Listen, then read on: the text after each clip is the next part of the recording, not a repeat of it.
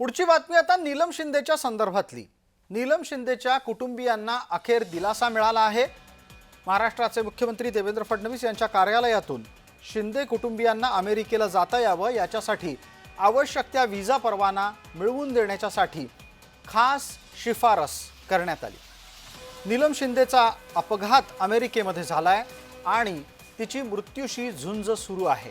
अशा वेळेला आपल्या मुलीला भेटण्यासाठी आणि तिच्यावरचे उपचार अधिक योग्य पद्धतीने होतायत की नाही याचा पाठपुरावा करण्यासाठी नीलमच्या आईवडिलांना अमेरिकेला जायचं आहे।